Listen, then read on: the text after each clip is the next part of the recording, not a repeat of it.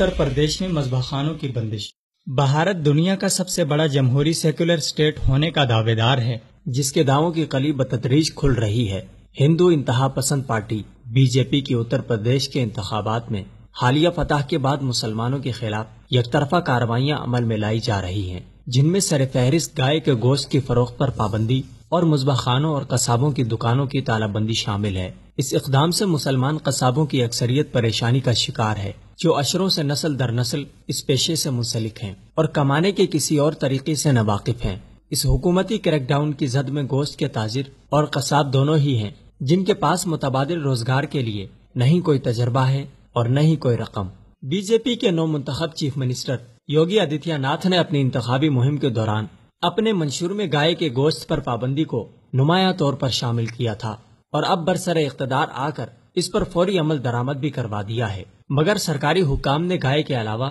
بکرے اور مرغی کے گوشت کی دکانوں کو بھی جبری طور پر بند کروا دیا ہے، جس سے مسلمانوں کے روزگار کے حالات مزید خراب ہو گئے ہیں، جبکہ بکرے اور مرغی کے ذبیحے کو ابھی تک قانونی حیثیت حاصل ہے۔ زیادہ تر قصاب، جن کی بڑی تعداد مسلمان ہے، ان کا کہنا ہے کہ ان کے ساتھ زیادتی کی جا رہی ہے۔ انہوں نے الزام لگایا کہ ان کے کاروبار تکنیکی وجوہات کی بنیاد پر نہیں بلکہ تعصب کی بنیاد پر بند کیے گئے ہیں اور انہیں ہراساں بھی کیا جا رہا ہے تاکہ وہ دوبارہ اپنی دکانیں کھولنے کی جرت نہ کر سکیں۔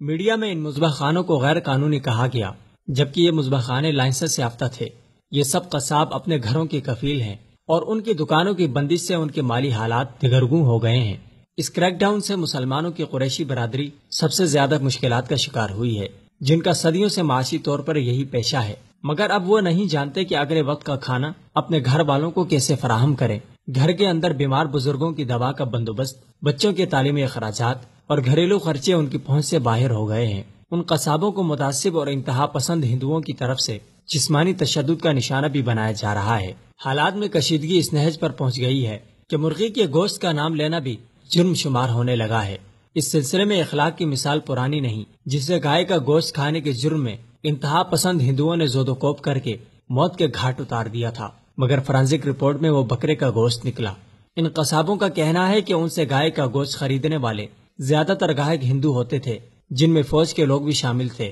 واضح رہے کہ اتر پردیش میں بکریوں اور بھیڑوں کے گلے زیادہ تر ہندوؤں کی ملکیت میں ہیں، جو کئی دہائیوں سے دیہاتوں سے بھیڑ بکریاں یہاں کی منڈی میں بیچنے آتے تھے، جنہیں اب کوئی بھی خریدنے کو تیار نہیں، اور یہ صورتحال ان غریب ہندو گلہ بانوں کے لیے گمبھیر ہے۔ اس سے اندازہ ہوتا ہے کہ گائے کے گوشت پر پابندی کے بد اثرات صرف مسلمان قصابوں اور تاجران پر نہیں ہو رہے، بلکہ اس کی زد میں ہندو گلہ بان، مویشیوں کی نقل و حرکت کے لیے مختص ٹرانسپورٹ مالکان،